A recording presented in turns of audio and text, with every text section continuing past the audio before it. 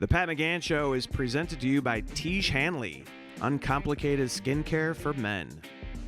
Hey everyone, this is Pat Boyle, and this is episode 17 of the Pat McGann Show. Nonsense. There you have it. You heard it. It is episode 17. Welcome back, everybody. We are in the Tiege Hanley studios on the west side of Chicago. I am joined today by Dwayne Kennedy. Hey. Dwayne is back. Good to have him back. And how about our guest today, Pat Boyle? Yeah. Pat, Yeah. thanks for coming in, man. Thanks for having me. I'm not usually suited at 10 o'clock in the morning, but today I dressed I thought up. somebody was getting fired. I was like, man, you got a funeral? Got a funeral to go to. Coming in? Slid you in for a little bit, and then You look pay my fantastic. respects. Right. Good to see you guys. Yeah, Great to see you, man. I know Yeah. you're a busy guy. You have the you're well into the season now. Yeah. Blackhawks are what are they, 500 right now, or Right hanging around in? 500 and 3 points out of a playoff spot, which is way better than we anticipated at the start of the season. We did not expect this team to be in a playoff race of any kind. And they're one of the youngest teams in the National Hockey League. Bedard is, he's living up to that generational label that when they drafted him 3 years ago. He is... How old is he? He's 20.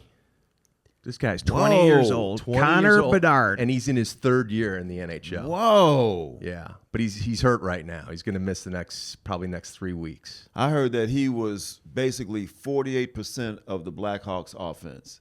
Look at you. You know, Pat. Anyway. Yeah, I was going to say. You were reading my blog or something like that? Yeah. Sometimes. 48% of their offense comes from Connor Bedard. So that's a and he's big 20 years old. Yes. That's a big impact. That's like being the best player on like a 5th grade basketball team.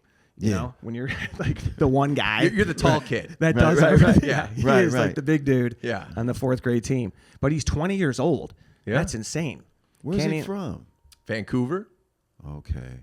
Man, 20. That's extraordinary. So he's got a if he stays healthy, he's got like what? Potentially like 20 years in the league ahead of him. Probably. Right? Like Ovechkin's still playing. Yeah. And he's like, everybody's what, playing to about 40, it seems like, these Right. days. And in the case of Philip Rivers, 45. Oh, wow. Oh, man. How about that? I was rooting for that cat. I was too. Absolutely. Like, and he's got the official dad bod going. I was like, are you kidding me? Like, this guy is in the National Football League. How many kids does that guy have, too? He's got A lot. He was probably dying to get out of the house. Like, you want me to work out 10? for you? I'm 10 playing. kids? Right. Yeah, he's got a boatload of kids. Most people, they say they're retiring to spend more time with their family. He said, I'm going back into the league so I can spend less time with my family. Yeah. Yeah. Tom is telling us he's a grandfather. He's got a grandkid? Yeah. Jeez. That's insane. Quarterback. How good is that team? Well, they were good. And then Daniel Jones hit a wall. And then I love hearing you talk other sports because when I came to know you, Pat, you were covering everything in the city. You had 21 a, years ago. That's insane. When I It's came before to Connor Chicago. Bedard was born. Before, exactly. that's crazy. Yeah, that's crazy. I came here in 2004, and they had just started Comcast Sportsnet Chicago. We had the Cubs, the Blackhawks, the White Sox, and the Bulls all on one network. oh man. And I did the Sports Center type shows in and out of all the games. Oh, yeah. And that's back when Sports Center shows were a thing. Now our kids watch highlights on their phone, and so the industry pivoted away from that over the last 5-6 years. And now you're on a network that's out of the main office. So you guys, the studio is at the United Center, right? That's right. Chicago Sports Network. Now everybody can see us in the city. Last year was a little bit of a Tough for White Sox fans. Yes. Yeah, for a little bit, but now they're back on. Did Oh, you yeah. have this issue? What? They didn't have the feed on all the. wasn't on Xfinity. They were working out the so- deals. So half the city couldn't watch the network. And the other half wished that it couldn't. Exactly. Yeah. Exactly. Yeah. It was actually the right year Right. to not be able to see Chicago teams. Unlike this year where things are a little, obviously more promising, certainly with the Bears. I mean, to think it's the holidays Yeah. And we've got a Saturday night game against the Packers that means something. Man, I mean, yeah, like come on. that doesn't happen in Chicago. Not lately, brother. No. Not lately. I canceled my. I was supposed to have been performing at the Laugh Factory this Saturday at 7:00. Now, wait, Bears are playing Saturday. I got there's an emergency. Your set was flexed. Yeah, They moved you yeah. to the Sunday show. Right. No That's longer a pro appearing. move, though. Like, did you really? That was smart. Well, and then fortunately, I have a cousin who's having a birthday party on Saturday, which I was going to anyway, and she's turning 100. Oh wow! Holy cow! Yeah. Is she throwing the party? Well, she doesn't even know they're having a party, but still, that's not the point. But you know, Also born before, way before Connor Bedard. yeah. Right. She's 100. She's 100, brother. Like Dick Van Dyke, who turned 100 last Saturday. Yeah, Yeah, that's wild, man. people are living Will longer. he be at the party? Well, I'm going to be at the party. So, what do you get someone who's turning 100? Do you have a gift? Well, you can tell them that you got them anything. Come on, is she with it? Is she? No, she's sharp. Yeah. And actually, on the invite is like, what are you going to bring? You know, you can bring a gift or you can bring money. So I'm gonna bring, Money. break her off a couple of bucks. Yeah, Give her a Benji. yeah. Maybe like a Buffalo. 100 for 100, man. You got to set her up. Well, That's insane, man. about that part. Yeah. So that's your weekend. And Yeah. you got And then I'm going. And then the party starts at 3. I'll probably stay to like 5, and then go see the Bears. There you go. You got your day. Yeah. All Yeah, planned but out. 100 years old, the party's got to end around 5, right? Like it's 100 years old. The party might end today. that's true. You know what I mean? Party canceled. What? Cancel your set, cancel the party. Now you mentioned ESPN. Was that something that influenced you to get into this game? Were you kind of like, did you have someone you were like, oh, dude, I want that guy's job. I want to be Dan Patrick. yeah, okay. That was my guy. Yeah. So in a flyer, a University yes, of a Dayton flyer. Dayton flyer. Is that where you went? No, I went to Michigan State. Okay.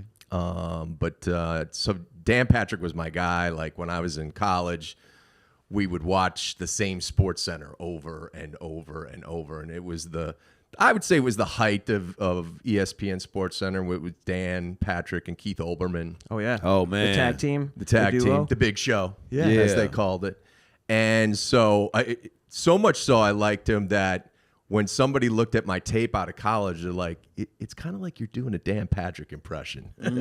Like, you might want to get away from his that's catchphrases and let's go to Soldier Field. Like I was doing exactly the cadence and whatnot of Dan Patrick. So That's like comics. A lot of young comics do that. Exactly. So that they I still do emulate it. But it's good crutch to have when you're starting out. It gives you maybe a little bit more confidence, and Sure. you're kind of leaning on that. yeah, as like you it works find- for him. So yeah, like, and then you find your own voice as you go. Yeah. Could you still do it, Dan Patrick? yeah, I could. I think I could. yeah. Let's hear You it. want to hear it? Yeah. All right. Dwayne steps into the plate. The 2-2 pitch.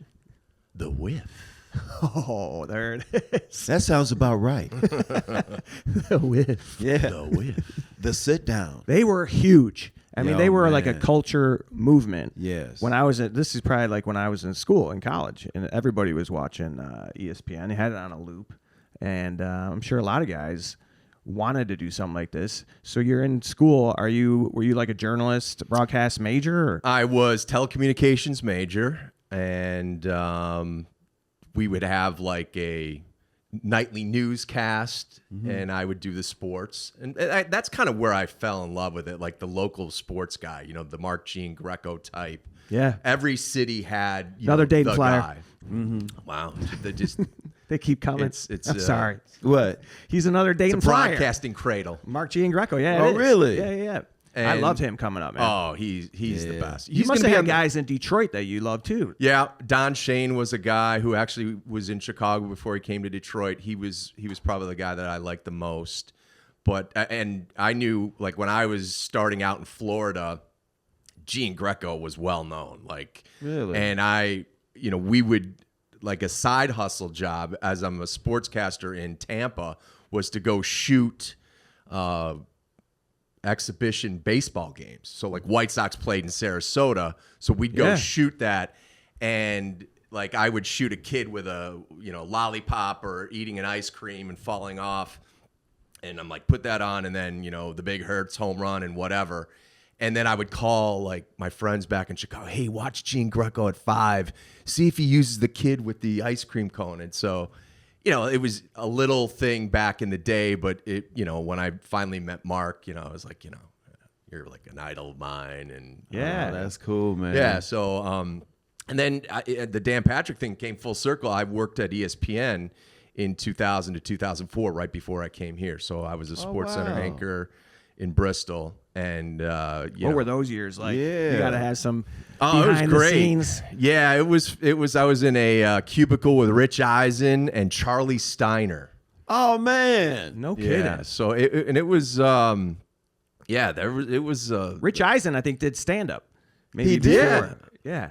He's a Michigan guy, isn't he? He is a Michigan guy. yeah, I love him, man. He'll let you know it. Yeah. Yeah. Now, would you ever consider like all the cats that you've mentioned now have saved into their own podcast, and they're huge, right? Dan Patrick, Rich Eisen. Had that ever occurred to you to do something like that? A long time ago, I did a Pat Boyle podcast, and it was sports centric. What was it called? What's on the boil?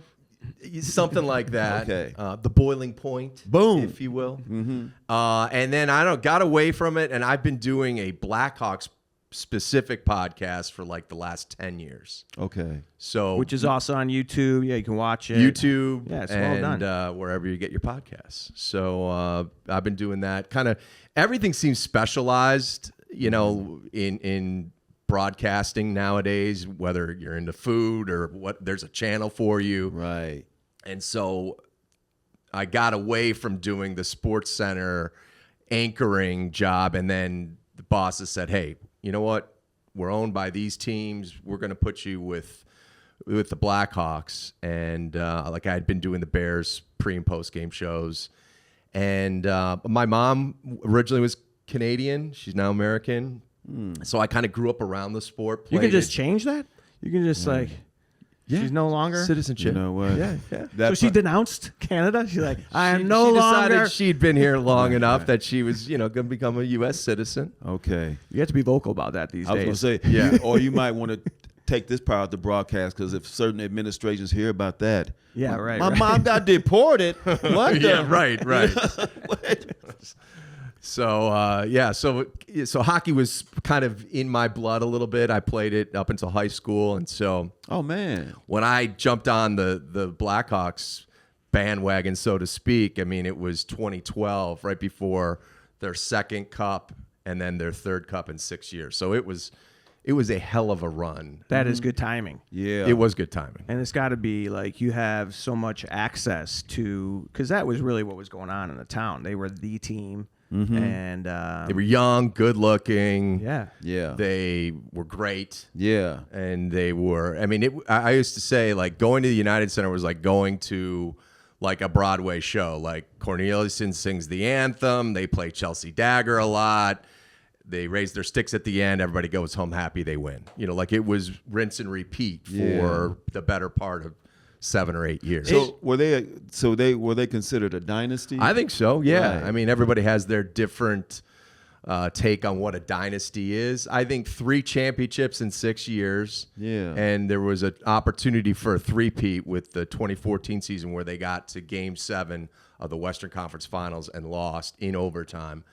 If they won that game, everyone thinks that LA beat them, but everybody feels that whoever won that game was going to go on and win the cup, and that's what happened to LA. So, in my definition of a dynasty, it certainly fits. Yes. Certainly a Chicago dynasty. Absolutely. I mean, there's very few teams other than the Bulls in my lifetime that had Right. a I mean, string Bulls of for dominance sure. like that. Yeah. You know? Right. Are you? Do you think, having seen a lot of these different sports, is there a unique culture to hockey? Do these guys seem to hang out more? Or are they like? Yeah, I think there's a family component to it because I think a lot of them. First of all, when we talk about like Bedard, he was drafted at 17. You know, it seemed like most sports you're drafted. Sounds like he's going to Vietnam when you say it like that.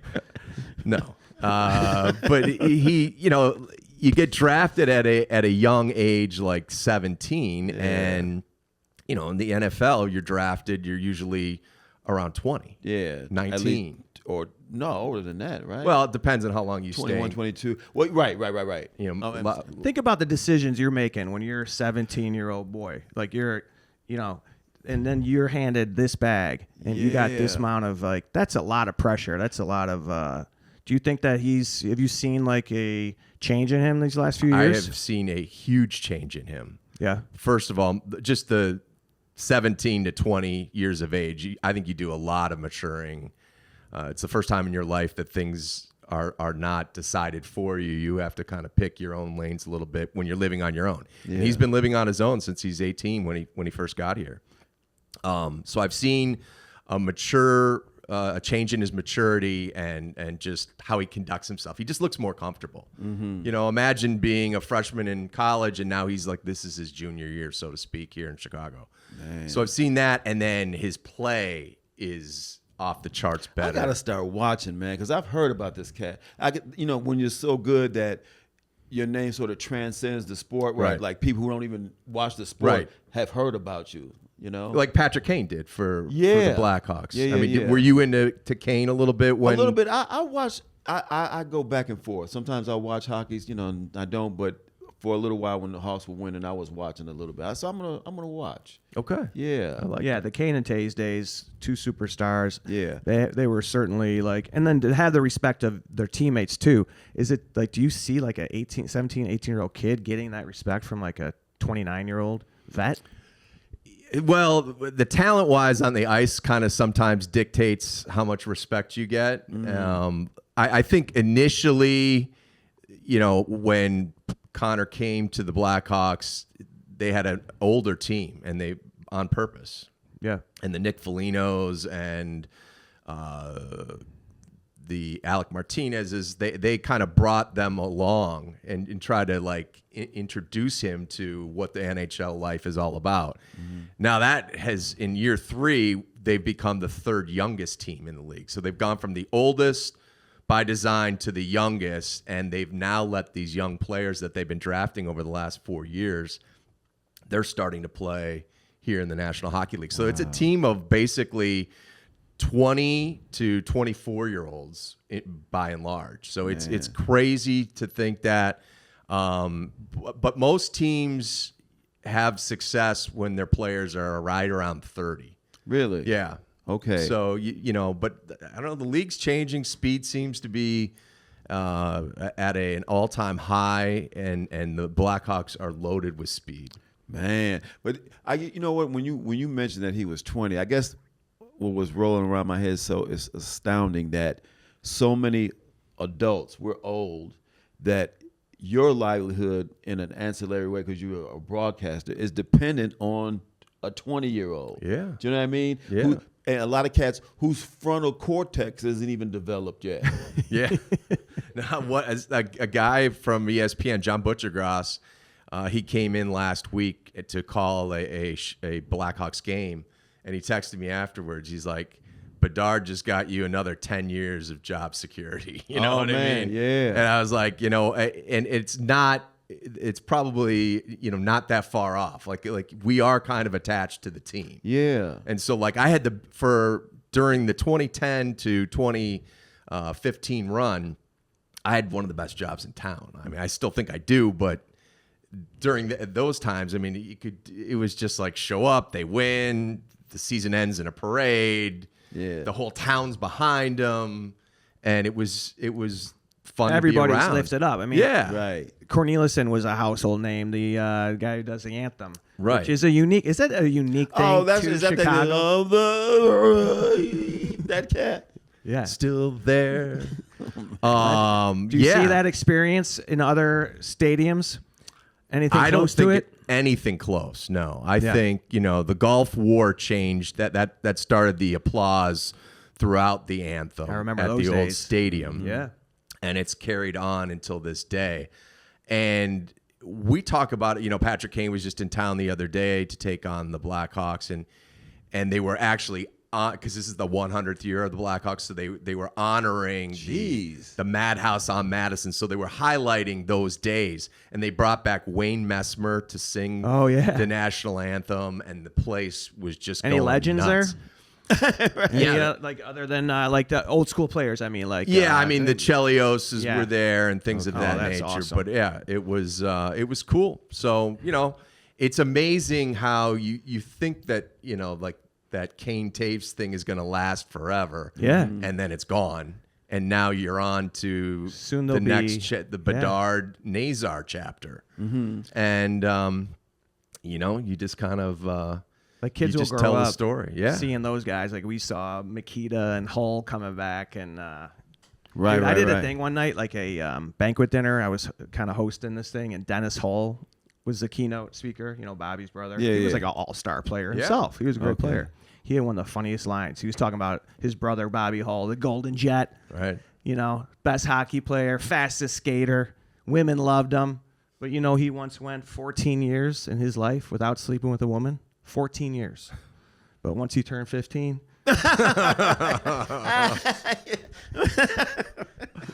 That was a pretty good. That line. killed. Yeah. That killed. Dude, I was like, I got to follow this. Yeah. Dennis on Hull, killing it. I'm supposed to be the funny one. Right.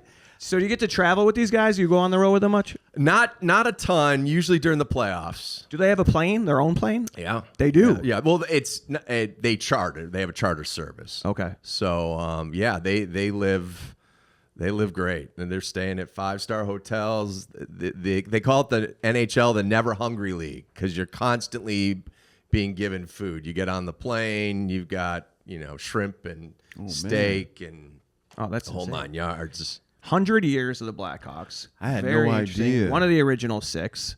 I'm going to hit Dwayne with this one. Okay. A little hockey trivia. Can you name the original 6? Montreal, Toronto. I want to say Detroit. Detroit. That's 3. Well, you got the Blackhawks. That's 4. Oh yeah, Blackhawks 4. Oh man. I want to say Boston, but I'm Yep, not. 5. Boston, You got it. That's 5. And of course, Fort Wayne, Indy. No. Where do you spend your time? In my room, but they never had a hockey team. The Wall had a. Where do I spend my time? Oh, New York. There New you York, go. New York. The Okay. Rangers. The New York Rangers. Okay, Pat. You nailed it. Yeah, Way to go, Dwayne. What do you win? Do you win some lotion?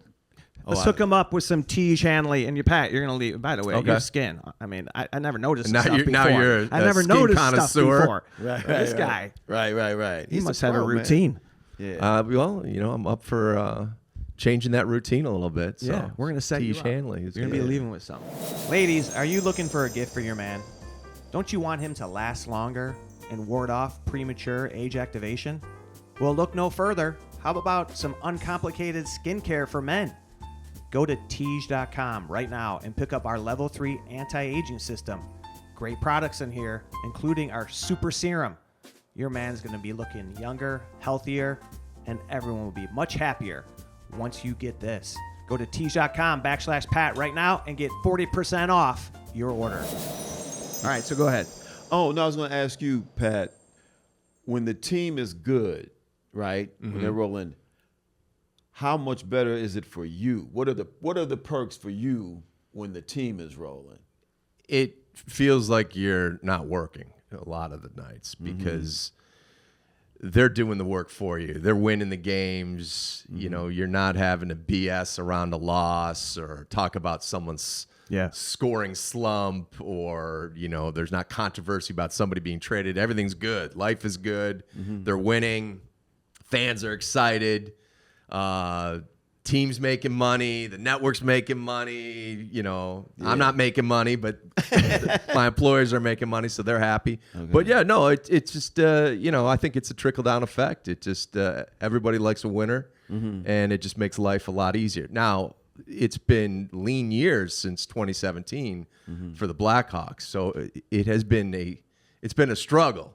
Isn't that though when you maybe build a little bit more of a relationship with some people, maybe some more real connection? Yeah. I think about like A White Sox fan? yeah, being a White Sox fan. Yeah. Sometimes I think about cars. I'm not a big car guy, but when you go through stuff with a car, then you get more connected to that car. You have an emotional You don't take it attachment. for granted. Yeah. You know, so you have you ever had you talk about like the players are happy, everyone's cool because you're talking about how great they are. Have you ever had someone confront you about something you said negative? Like if you said this guy's scuffling, he can't. Have you ever had someone No, come up to I've you? gotten some like cold shoulder type of reaction. Yeah. I think it's all in the presentation. I usually am if I'm going to call somebody out about a scoring slump, I'll just, instead of saying like, oh, geez, Pat McGann finally lit the lamp. I mean, it'd been like since October, 22 games without a goal. I mean, gee, I'd just be like, it's been a little bit of a rough stretch here for Pat. That's his first goal in the last 20. And, it's simple. kind of in the delivery. It's, you're not trying to show somebody up. Yeah, a lot of that was my teammates were not giving me the puck in the right place while I was struggling. Right. I mean, come on, Pat. Have you played at all? No. No? I played floor hockey when I was a kid. That was like at the Kennedy best Park. gym. That was like when it was floor hockey day in gym. Oh, yeah. Or now phys ed, or whatever they call. That was like fun. Yeah. Now they call that computer class. Yeah. Yeah. My son played for a while. He just this is the first season he's not playing the last several years. And I credit He was like a into lot of those Blackhawks teams for kind of reinventing hockey as a sport for the youth No here in the doubt. Chicago area. Oh, like yeah. I think it was sort of a dormant sport for kids, and the success of those teams in 2010, 13, 15, and on really sparked interest from the kids, and you saw that throughout the city. Where is hockey now in terms of popularity? It's always going to be distant to. I mean, the NFL is king. Right. I would say the NBA is second. Yeah. Baseball to me, I loved it as a kid. I do like the changes with the clock and kind of speeding up the game a little bit. Yeah. Viewership increased. Yeah, and so, but I would say, and hockey is behind baseball. Yeah, and it got to be ahead of soccer. Well, in the States. in the States, I would say probably, but obviously Worldwide, it's soccer, the world's game. sucks. Love the pace of it. Live experience is probably always better. Going to a hockey game is awesome. I think so. I love a game that's just fluid. You're changing from offense to defense. Physicality. It's very physical. Yeah, it's a great game. I want to go. I've heard that in person, it is super fast. Yeah. It's, I mean, they're going about 21, 22 miles an hour on their skates. Man. And they're, imagine that force behind a 190, 220 pound player crashing you into the boards or the plexiglass. Jeez. that And you're in the fast? front That's like row a- with your beverage trying to keep it from spilling on you as they. They're going through a school zone. That's not that fast. 21, 22. You ever drive through one of those? You're Watch this. "Man, crawling. Man. No, it is an intense sport. And I love that they're kind of on the upswing. And just to have a player like they got with Bedard is awesome. 20 years old. Right, so you hit the original six, and then there was a big moment. The league doubled in size in like 1967 or something. So then there was an expansion six. There was 6 new teams, doubled in size. You want to take a crack at that one, Patrick? Woo! The 6. 6 expansion teams. So this is when the WHL joined the NHL. I'll say Minnesota North Stars, There you go. Minnesota, St. Louis Blues. St. Louis Blues. I will say the New York Islanders.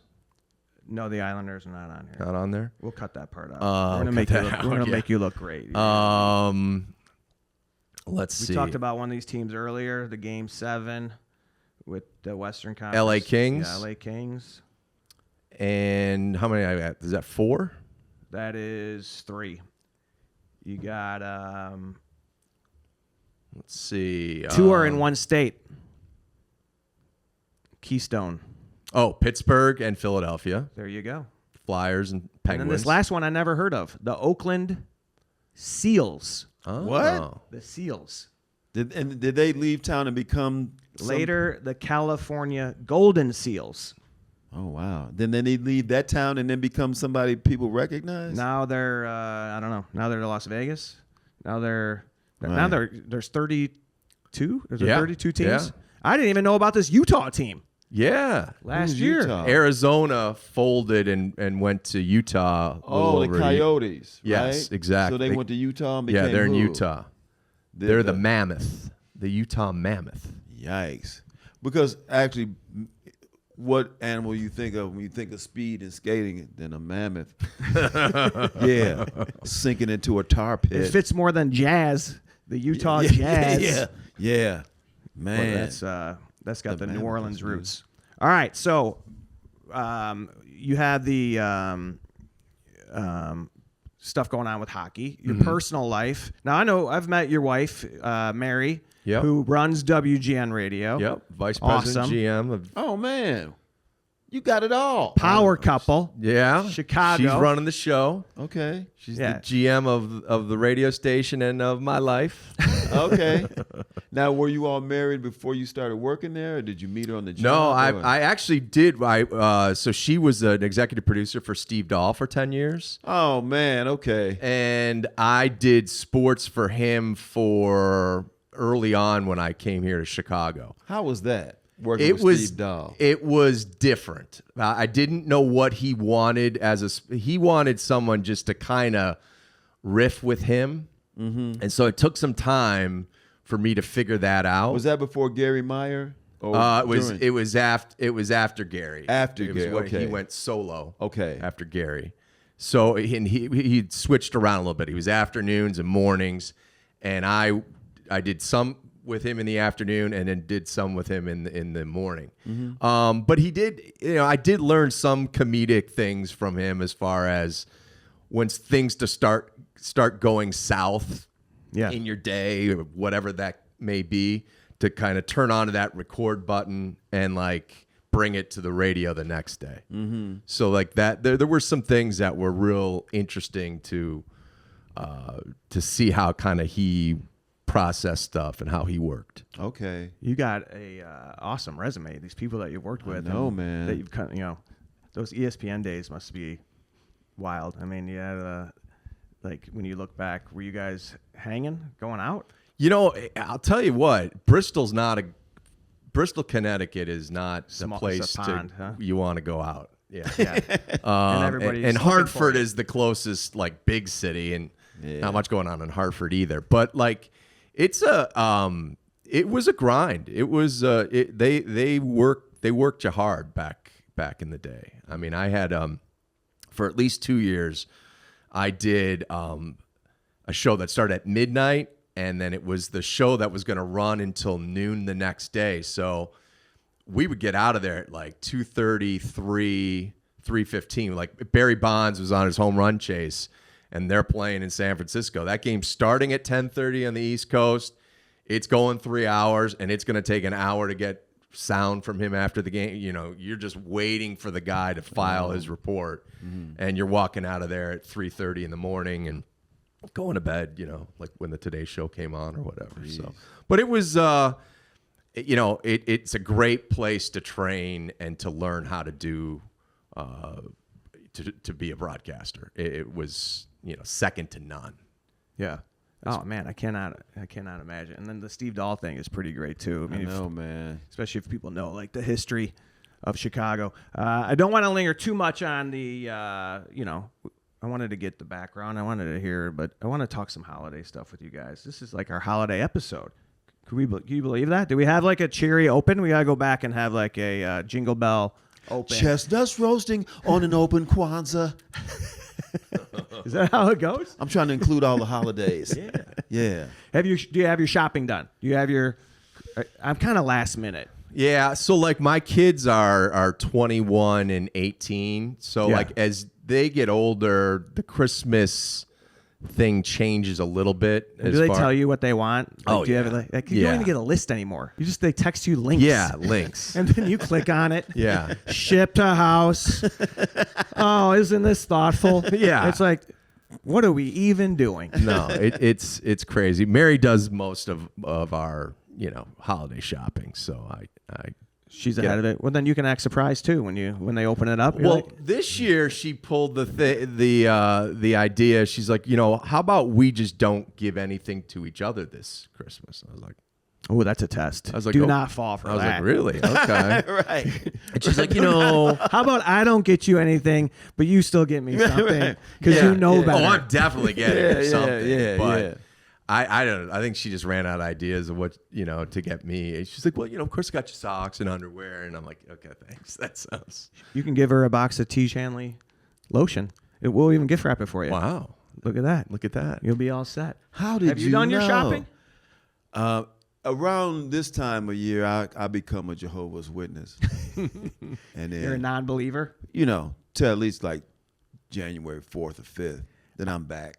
I got to be like kind of operating last minute or I'm not like really getting it done. But I don't feel like I'm thinking about it. Like right now I have some ideas of stuff I want to get people. I still got to get stuff for my kids. My kids are still at the age where, and my daughter's gotten smart, being divorced now. She sent me a list. And I was like, did you send this list the same? She's like, no, I have 2 lists. It's one of the perks. We got over here. It is. This divorce has got to benefit everybody. It is, Yeah. right? I mean, Yeah. if they get anything out of it, That's the perk. Yeah. that would be it. Yeah. And kudos to her that she had 2 different lists. I mean, that's a pro move. Right. Yeah. Because usually you're working off the same, one Yeah. list, and you don't know who's going to get what. Right. And if at some point, not with you, but just in the general, if then step people into the equation, now that's maybe 3, maybe 4 potential lists. Yeah, right. Everybody, Yeah. Yeah. It's the gift that keeps on giving. Yeah. Get that family gets bigger. Do you have a tree? Do you have a tree up? Nah, No, you don't do a tree? I don't do a lot of things, bro. I don't do most things. Wreath? Nah, I do. What up? You have a tree? Yeah. You got it up? Have a tree, yeah. Real? It's fake. It is fake. Yeah. So that's more environmentally. No, somebody said that it's actually more environmentally sustainable to actually farm trees because then you turn the soil over and all that stuff. I was just with my. You don't have a tree, but you have all these theories. Let me drop some tree knowledge on you. I don't have a tree, but the best way to do it is to turn the soil. Let me tree and flip shame that you over. for having a. Take it from me, the It person who generates does nothing. Oxygen. It's like that is the way to go. But I don't do it myself. These are things I've heard. Do you have a tree? I got a tree. I got a real tree, but I just got it the other day, and I've felt like, I'm kind of, I bought it probably on the 14th, How big is it? 13th. How It's big is your about tree? 7 feet tall. How much was it? It was $89. 89. Okay. 89. How big is your tree? Oh, you got a fake tree. Yeah. I was in New York a couple weeks ago with my significant other. Went with her in Brooklyn to buy a tree. Now nothing grows in New York. But they ship these A trees. tree grows in Brooklyn. That's right. What do you? Man, this brother's so literate. And so they ship these trees and they sell them on site. She bought a tree this high, $110. Come on. Oh, wow. Yeah, I said Was in it Chi-Town decorated? you could spend half that money, get your pistol, come back, get all the trees. Take the whole forest. You know what I mean? You used to be able to talk those people down. You used to be able to work the guy Yeah, at right. the tree Yeah. lot. Not you in- know? yeah. That doesn't happen Or anymore. like the church that you go to would have like a tree hustle where you would Yes. you know right. Do you have those up where you live? Are there like tree lots popping up? Because I don't see them anymore No, in my I neighborhood. think mostly like the Lowe's and yeah, like now people you're are getting going them at Home Depot. yeah, Home Depot and things Yeah. of that. That's Yeah. kind of lame, right? I Yeah. liked when they would pop up in Yeah. a vacant lot. You're like, wow. And fill it with trees. And then there'd be a guy there. They had a fire going and then you would go there and always cash. Right. And you'd Always start talking cash. them down. Right. It's always good to negotiate with someone holding a chainsaw. It's like, I think I'm at a disadvantage here. Can you take something off of that? Yeah, I'll take something off. But I'm getting into it now. I just got a new house this summer. Nice. And I've been motivated to get it like ready because I'm gonna host Christmas Eve. And so I've been like, I don't do a lot of this stuff myself because I'm just not that handy. Are you a handy guy? No.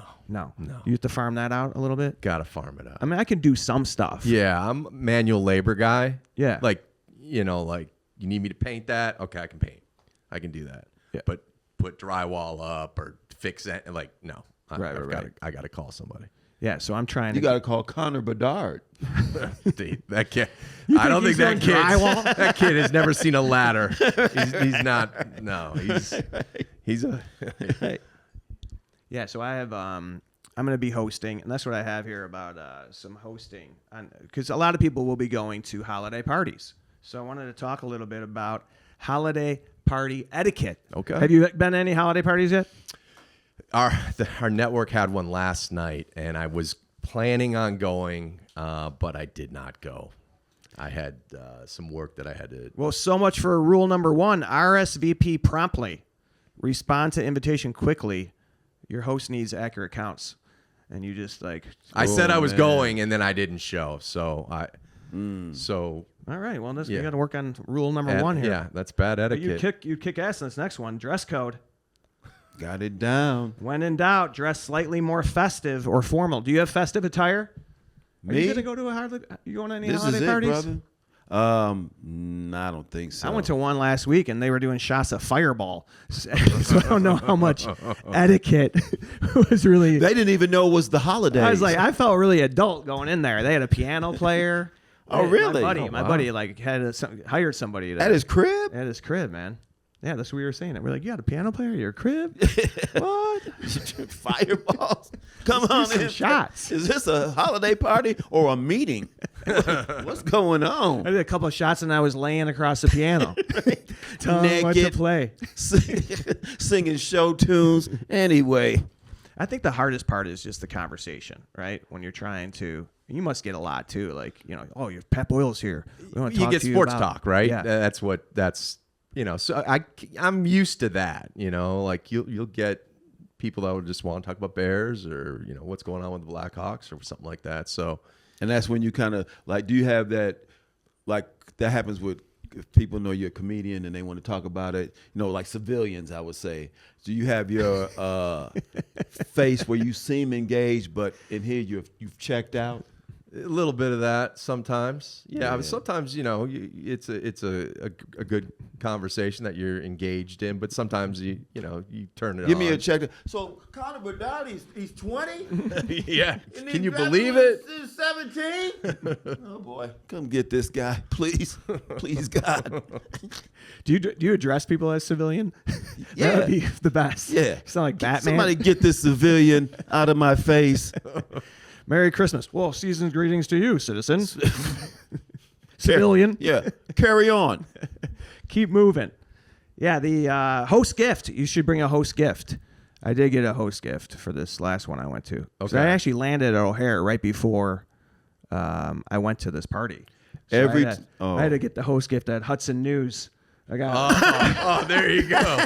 I got him a T-shirt with the bean on it. I have a friend that lives in Chicago. And a receipt. This is how much you owe me. Yeah. You need That's a boarding great. pass to return it. Next time you fly. No, I got them chocolates there. They have that Vosges. You ever see Vosges chocolate in the United Terminal? Yeah. I picked them up. When did you start flying in and out of O'Hare, brother? Yeah, dude. I'm changed. strictly United now. Really? Yeah, I got because I actually did some corporate gigs for them. Oh. And I got to. And you got a status situation, right? Yeah, I am a 1K.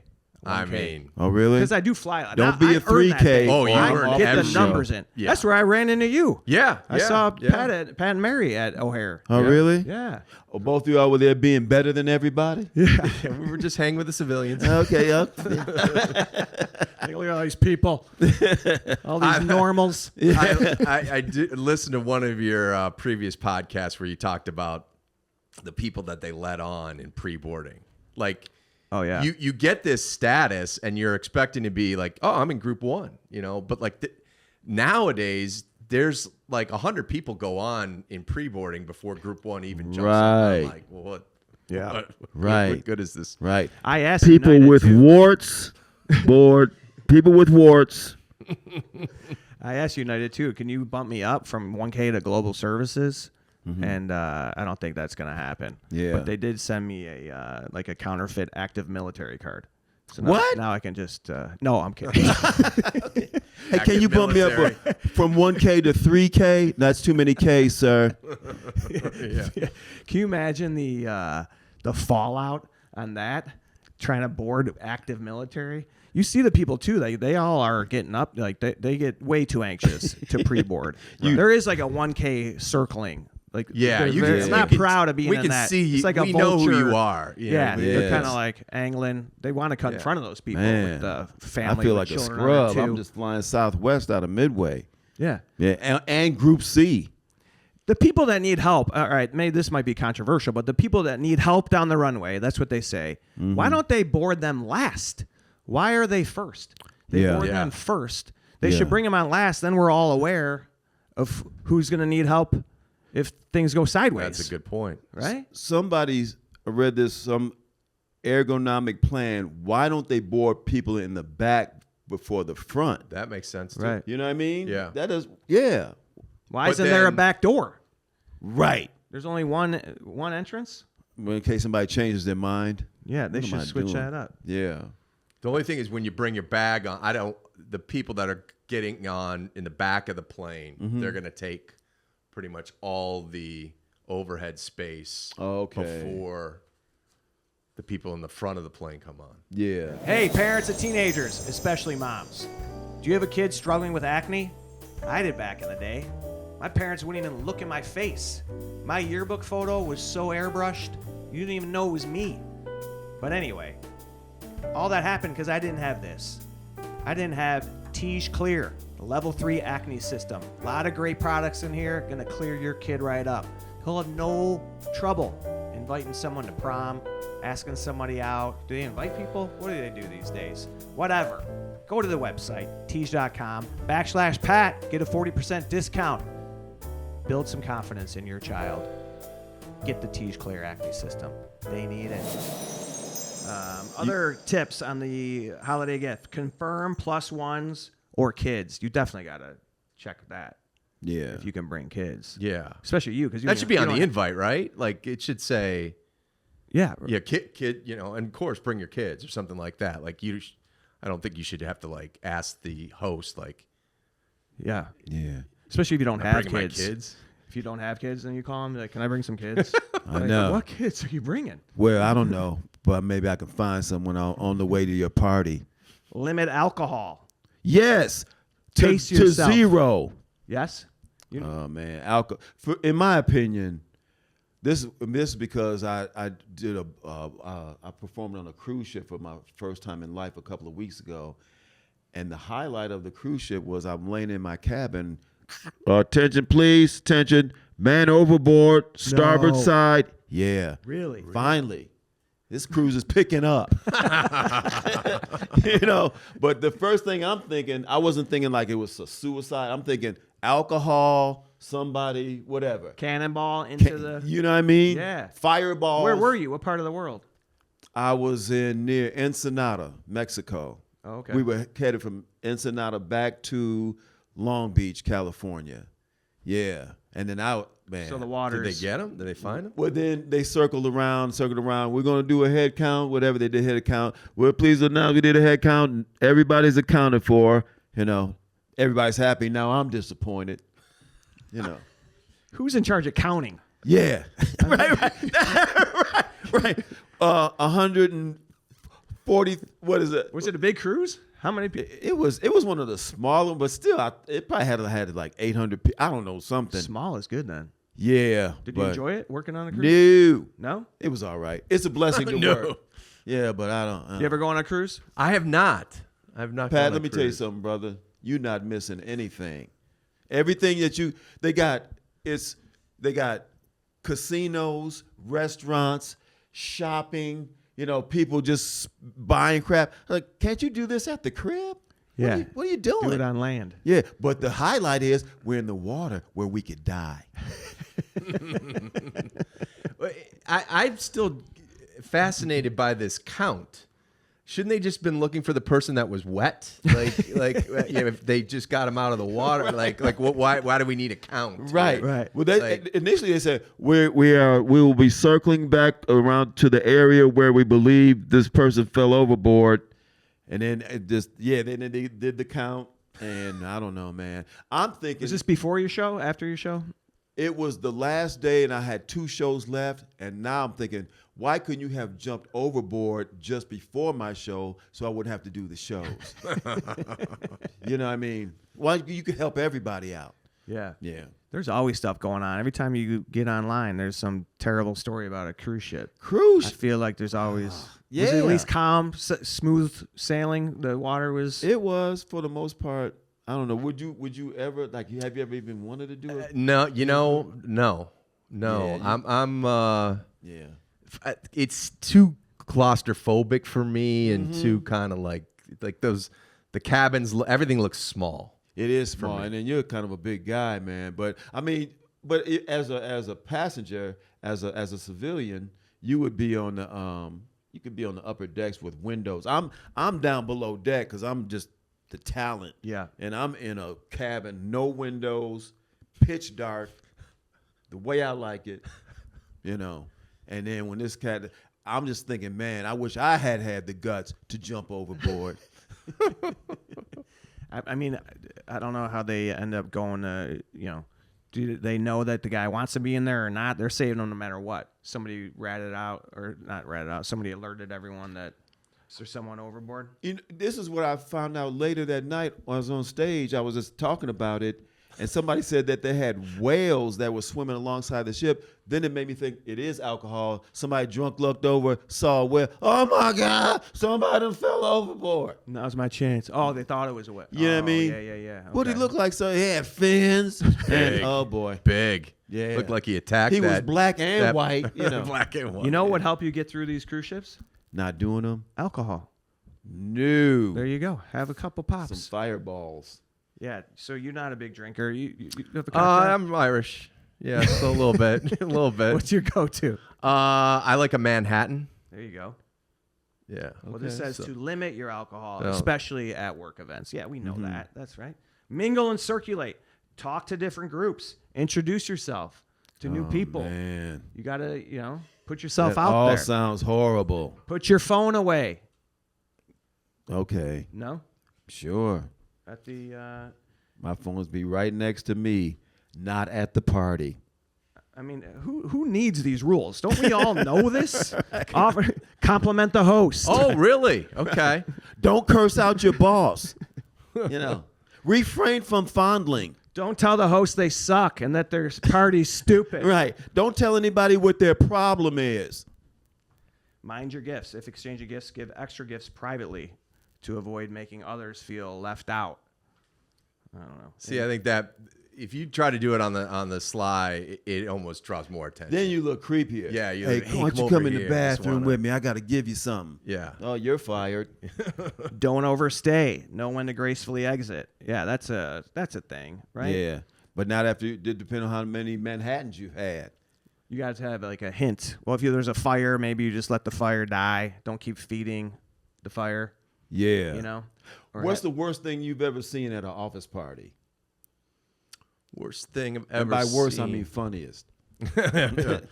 I mean, there's not a lot of office parties in our line of work. Yeah, right. You know what I mean? It's Yeah. like they rented out a sports bar yesterday, and that's kind of where Okay. like you always see somebody who gets a little too intoxicated. Have you ever seen anybody wind up doing something at a party where they wind up getting fired?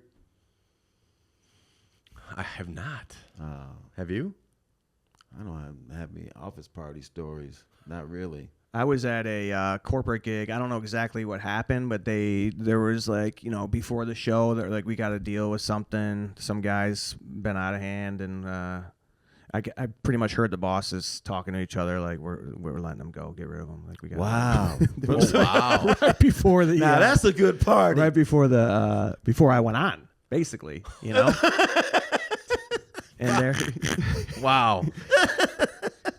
I guess he didn't show up like earlier in the day to like the morning session, and then he did show up, and it was like because some people get to these things, you know. You have the work party in Vegas, you have the work party like out of town, right? Everyone knows the drill, like with these conferences sometimes, and some people go off. They go They crazy. get a little, especially like the dynamic was it was maybe like an insurance company or it was like where they had like not hired guns, but they were almost like freelance. They all reported to corporate, but they were kind of like running their own operation and wherever they were, and kind of their own boss.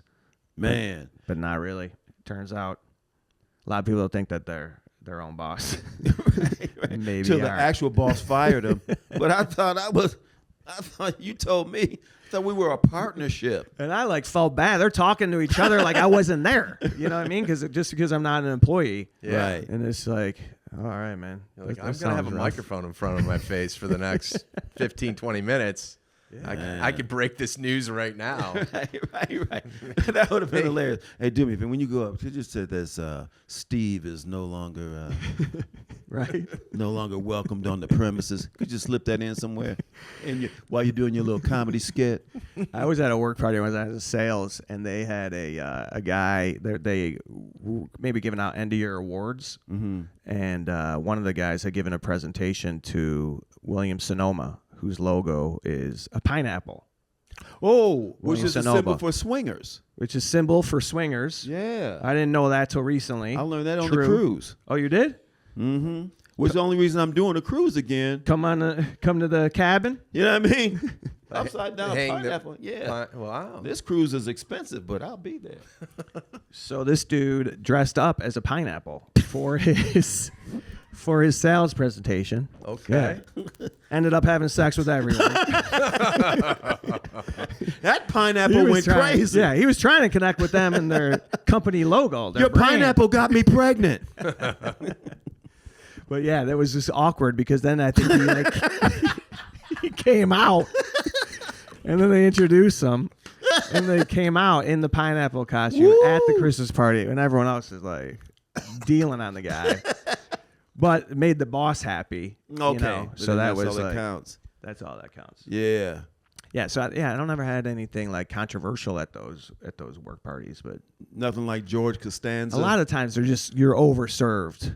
You know, Yeah. a lot of It's kind of amateur nightish, right? Yeah. You find out the people that are shut-ins usually, and this is like their one night a week of the year where they're going to cut loose. Yeah. And they think doing it in front of their employer is a smart idea. yeah, they're gonna have I an mean, ugly, it's good, ugly good sweater. for us because it gives you material, but Right. it's probably not the smartest thing to do if you want to stay employed. Yeah, right. But it is fun to go to some of those things. Yeah. I want you to get out. You be like a party. You're the guy. He's in an episode of Seinfeld at a house party. You could just talk about that. That's at the house party that you go to. This isn't as good as the one I Yeah. went to with Jerry and Elaine. Let me tell you about that one. People know? just started to give me room. I'm talking to myself. Yeah, No, come get on. All right, how about Christmas songs? Here's you guys got are you playing songs yet? It's what, the 16th? By the time this comes out, it'll be the 18th. It's time. Like I don't like to listen to it early. It's got to be in the teens of December before I turn on Christmas music. I used to love Christmas music as a kid. Now I'm quite cool with no Christmas music. Thank you. Please, God. This is why I made sure Dwayne was here for our holiday episode. Yeah, I mean, 'Cause he is I can see so why. full It's like an of elf. the Christmas spirit. You've been Oh. infected by Saint Nick. You just can't shake him. No, I can't shake them. I can't shake them. All right, what is the best-selling Christmas single of all time? Oh, Mariah. Well, you know what? I'm gonna say Mariah Carey, but I think it's Silent Night, Bing Crosby. It is Bing Crosby, but it's White Christmas. White Christmas. There you go. Of course, it's gotta be white. you know what I mean? I didn't want to bring that up. You know, A lot of people like to sing "I'm Dreaming of a White Country." I'm dreaming of a white country. Like the one I used to know. Right. Like the one that never existed for real, but in my mind. The original master wore out from heavy use. The version we heard today was re-recorded in 1947 after the original one in 1942. Don't mention original master and white country Christmas in the same, sir. Anywho. Here's a Christmas fact on a carol. Let It Snow. Do you ever Christmas carol? You ever? That's what would fix everything in your frame of mind. You should go knock on doors and Already sing. a bad idea. Kablamo. If you went, I'm kablooey. Chestnuts on kablooey. Come ring ting to kablooey. if you went Christmas caroling by yourself and we filmed that, that would be a bit. That would be kind of amazing. funny, Bob. And just it opens up and it's just you. Yeah. You get a Santa hat Come on and ring ting tingling, fring fring fringaling. Oh, until they call the lobby, singing right here on your door. And dressed like this too, not a hint of holiday spirit, just gray and blue jeans. How you doing? There's some kook at the door. My daughter is talking about doing it. My daughter's in 8th grade. They did it last year, and they were walking around with a tip jar too. And Wait, they really? go out and sing because this is shakedown. Yeah. They're just getting like $5 a house. Yeah. She was like, we were out for 2 hours. We all made like $15, and they're just going up. It really is just a shakedown. It's not like These are white community activities. But she said it is. Yeah. She said that they went to one house and they did their song, and then the guy was like, "Can you guys do Little Drummer Boy?" I'm like, first of all, that's probably the creepiest one you could pick. I know. Some dude asking you to sing a little. And Well, just they're some like, dude. They're like, we with don't take requests. We don't take requests. Yeah. Hold on, I'm going to go back and put on my bathrobe, and then ask for a few requests. Do you all know, sir? What Christmas song? This is a classic. It's a story too. It's got a whole backstory. Was created by Chicago-based company Montgomery Ward. So this all started out of Chicago. It was influenced by the animals at Lincoln Park Zoo. This animal in particular. This guy created a whole character about Christmas, gave him a backstory to give away like a Christmas book just to boost sales. Wait, This say is that in again? 1939. That was a lot of details. This concept Okay. of Christmas Mm-hmm. was created by Montgomery Ward. Okay. Character, song, TV show. This guy just created. This is a monster. It's one of the biggest. Rudolph? There you go. Oh, about wow. that? Yeah, Pat knows what's going Rudolph, on. the red-nosed reindeer. Have you heard of this guy? Yes. He had Excuse me, rosacea. sir. Rudolph the red-nosed. Oh, boy. The concept initially rejected in the 30s because the red nose was associated with alcoholism, not heroism. But, it endured, and now we have... It was Lake Michigan fog inspired this guy's idea, a glowing red nose that would cut through the haze. Hey. How about that? Yeah. Speaking of, White Christmas. Yeah. You know who wrote that? Irving Berlin? Or then I'm No? thinking, no, okay, what's the, no, oh, right. Who wrote it? Wait, there's one. No. Chestnuts roasting on an open fire. What's that one? Chestnuts roasting on an open fire. Yeah. That has a Chicago connection That does? because it was written by Mel Torme from Chicago. And Nat King Cole sang it, right? And Nat King Cole, yeah. I didn't know that. Yeah, Mel Torme brother. wrote Chestnuts. Now who's dropping Chi-Town facts on the holiday? I didn't even know he was from here. Mel Torme, speaking of fog, the Velvet Fog. That was his nickname. No kidding. Brother, come on now. I didn't know anything about Mel Torme. Did he have a background in stand-up too? All these guys probably dabbled in that. No, but back he in- was on an episode of Seinfeld. Was he? Yes. Oh, I didn't know that. Oh, that's one of the See, most. this is where people come to learn. Yes. And I gotta say, to be misinformed. a lot of people are coming to the podcast. We appreciate it. We had a banger last week with Robin Baumgarten. She's great. We had a clip man.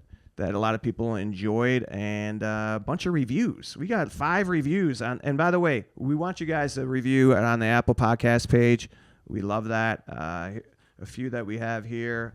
Love the podcast. Robin was the bomb. Both were fantastic to listen to. I was a public school girl, but loved all the Catholic school stories. That is one of the reviews. We had a great show. Love Pat's stand-up, and I'm glad I found the podcast. Great guests and funny conversations. Yeah. Such a great listen. All right, we appreciate that. Leave us those reviews. Send us an email at the Pat McGann Show at teej.com. Some questions. Give us some guest suggestions. Today's been a blast with Patrick Boyle. Pat, what do you got coming up? Anything? I know we can always see you on the pre and post game with the Blackhawks. Yep, got the Blackhawks. I do a football show, Pro Football Weekly, every week. That's also on the network. Where you do that out of? Out of the United Center, CHSN Studios. Who you do that with? I do it with Dan Hampton, Dave Wanstead, Oh, dude. and Clay Harbor. I watch that show sometimes. Okay. Yeah, that's a great show, man. Oh, that's awesome, man. Yeah. What's it like working with those guys? Oh, it's fantastic. Hampton is just the king of the one-liners. You know, those 85 Bears. I think they're the only people in town that don't want to see the Bears win because They'll never be replaced. they though, right? will never be replaced. Yeah. I mean, it has been forever. Yeah. It's time to maybe pass the torch a little bit. But mean- Dan Hampton, his name just came up because he did not do the Super Bowl shuffle, and everyone's been talking about the shuffle lately. Do you see the documentary on HBO Max? I've heard about it. I heard it was really good. I want to see it. Yeah, we're gonna watch. I haven't seen it yet. Heard it was great. You ever talked to him about that? Does he regret that? I think they all because they recorded it the day after they lost to Miami. Their lone loss. And I think a lot of them were worried what Ditka was going to do when they found out. So I think he decided like he was not going to ruffle those feathers with Coach. And there were a few that decided. Like I think Walter had to like dub his thing in right. later, And Jim McMahon as well. Jim McMahon. Yeah. So like I don't know if everybody was on board, but then as it got closer to the release, they, green screened some things and edited some things around, and guys got involved. I like Wanstead as an analyst, and I the do way he too, breaks man. things down. He's good. Oh yeah, those Pittsburgh, like it seems like every coach has like a Pittsburgh accent. Yeah. And his guys going downtown there, and it's like he tells the Jimmy Johnson stories. I mean, it's really funny. He wears his Super Bowl rings that he won in Dallas. They look like pinky class rings now compared to what they become. the bad boys that are the current Super Bowl rings. But they just love to tell the stories of recruiting Troy Aikman and things of that nature. It's I love keeping my toes in the water with the NFL because I just think the NFL just rules. That's awesome, dude. Yeah, man. Yeah, I love that for you too. So you get to diversify a little bit and be involved with that, and that's got to be great networking too. Yeah, can I tell you a quick story about so when the Bears were in the Super Bowl, the 06 season, so 07, we went down as a network, and we the week before, and we're gonna blow out the budget coverage every day, shows, coaches shows, player shows, all that sort of thing. So it's like the Monday or Tuesday before the Super Bowl. We go out to dinner, the whole crew, and after a long day, we're walking back to the hotel. A couple photographers and I were like, well, let's go ahead in there and have one. We go inside, relatively low key. It's the Monday before the Super Bowl on South Beach. We're standing upstairs looking down. It was the place where they shot a movie. I can't remember the name of it. Birdcage. Oh, yeah. Birdcage. So we're standing there. We're watching this, and I get a tap on the shoulder, and it's Bill Murray. Wow. And he goes, why don't these 85 guys want to see these guys win the Super Bowl? Just what we were Really? talking Yeah. about. So we ended up we end up talking. I turn around. I go downstairs to where my photographer. I'm like, hey, we're going upstairs. Bill Murray's up there. He just played golf all day. Don't pull out any phones or any pictures or anything like that. And we ended up hanging out with him all night long, doing the, Caddyshack shots over the shoulder and the whole 9 yards. So then the next day, I'm telling anybody that has a pulse that we hung out with Bill Murray the night before. I walk into my hotel room and Letterman is on and Bill Murray is on. And I'm like, this has got to be a repeat. And no, it was Groundhog's Day. And he usually had Bill on right around Groundhog's Day all the time after that movie. And so he's on Letterman crushing it. I'm like, I could barely get out of bed this morning. This guy jumped on a flight, went to New York City, and he's crushing it on Letterman the following day. Man. So it created, I ended up seeing him a few times after that, and it's just one of those things where you're like, if I wasn't doing what I wouldn't have had that opportunity to meet somebody like that. And he's just a true Chicagoan, great sports fan. And he is a huge fan, right? Oh, yeah. There's a meme or a GIF, whatever you call it, but it's still trends. Like, it's still every week there's a Bears game, and it's Bill Murray. He's got the winter hat on. He's on the sidelines at Soldier Field. His stock footage from years ago. I mean, he's always been. That Super Bowl, by the way, was it pouring rain? Pouring rain. Brutal weather. I've gone back, and there's a couple great moments with that Super Bowl for me. It's the opening kickoff, right? Devin Hester return, which was a kiss of death. Up until that point, the fastest point scored in a Super Bowl, and I always love that trivia because the Bears won the game, was the Patriots against the Bears, the Super Bowl 20, because it was like 3 and out. Peyton fumbled, and then the Patriots got the ball back, 3 and out. They didn't go anywhere, and they kicked a field goal. Man. So that was like the fastest point scored. And then Hester broke that record with the kickoff. But the other great moment, not even having to do with football, is go on YouTube and watch the halftime show, the Prince. Halftime show at that Super Bowl. Purple Rain in the rain. That's right. And he's solo. He's up there like you, Christmas caroling. It's just him. He's by himself. That's what you got to do. We'll get you a guitar. Rain, please. And people open the door. Right. You can start with When the Doves Cry, and then you then work yourself into some chestnuts. Yeah, and then second to some Jimmy Crack Corn. That's not where I was going with that. Okay. Christmas caroling is a wonderful tradition. Rudolph, where you been? That cruise changed you. It broke me. It broke you. It really did. Right. And then that visit to the pineapples, that was, yeah. All right, guys. Thanks for tuning in again. We may have a little holiday episode next week. And also, I have to announce our winner. We had a big contest going on the last several weeks. I got a show at Zany's in Rosemont this Sunday. And Amy Cagney, you won a couple tickets to come out Sunday night. Thank you for your review of the podcast, for engaging. That's all you got to do, folks. You just got to engage. We just got to interact. All right. We'll be back soon. Hopefully next week we'll have a little something for you, and then into the new year. So with that said, happy holidays. Merry Christmas. Happy New Year. Thanks for being with us last few months. It's been a lot of fun. Looking forward to 2026. Dwayne, anything you want to plug? You got anything pop in? No, I'm going to be on the high seas going from Nassau to Mobile, Alabama, December 23rd to the 28th on Carnival cruise ship. Man overboard. Yeah, it'll be me. You're going to be killing Better it. see the first show because he's not going to make it to the second. You're going to be at the Laugh Factory this Sunday, right? You're going to be at I'll be at the Laugh Factory Friday.